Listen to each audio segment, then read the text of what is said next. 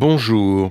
Nous sommes tellement accablés et tristes du fait de l'actualité en provenance d'Israël que le simple fait d'apprendre que le Quatuor de Jérusalem viendra jouer à Paris le 20 janvier prochain nous fait chaud au cœur. Ils joueront dans le cadre de la Biennale du Quatuor de la Cité de la Musique à Paris, un programme consacré à Smetana, Shostakovich et Brahms. Un merveilleux programme pour un merveilleux quatuor. Et comme le souligne le programme de la Cité de la Musique, le Quatuor de Jérusalem entretient avec la musique de Shostakovich une véritable proximité. Le compositeur a fait partie des premiers qu'ils ont enregistrés et ils ont au fil des années gravé une partie importante de son œuvre.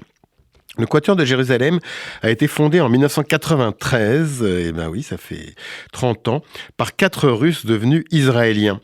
Alexandre Pavlovski, premier violon, Sergueï Bressler, deuxième violon, Amichai Grosz à l'alto et Cyril Slotnikov au violoncelle. L'artiste Horikam a remplacé Amichai Grosz, lequel est devenu rien de moins que l'alto solo du prestigieux orchestre philharmonique de Berlin. Et le quatuor est toujours aussi merveilleux, Horikam étant un altiste d'exception. Je profite de l'annonce de ce concert pour vous rappeler un des derniers disques du Quatuor de Jérusalem intitulé The Yiddish Cabaret. Il donne à entendre un quatuor de ce génie juif viennois précoce qu'était Erich Wolfgang Korngold.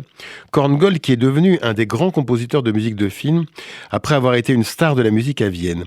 Il avait eu la chance de gagner Hollywood avant la guerre et il est mort en 1957, un peu tombé dans l'oubli, et depuis une vingtaine d'années, on redécouvre son œuvre et son art.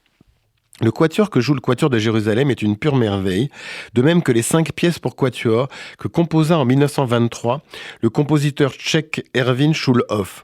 Celui-ci n'eut pas la chance de Korngold et mourut en 1942 dans un camp de concentration de Wulzburg. Élève de Dvorak, admiré par Debussy, sa musique était très jouée en son temps. Le disque du Quatuor de Jérusalem se termine par 5 arrangements pour quatuor à cordes et voix de mélodies populaires yiddish. Donc un disque à écouter en attendant ce concert du 20 janvier prochain à la Cité de la Musique. Quant à moi, j'aurai le grand plaisir de vous retrouver dimanche prochain à 23h pour une nouvelle interview. Bonne journée sur RCJ.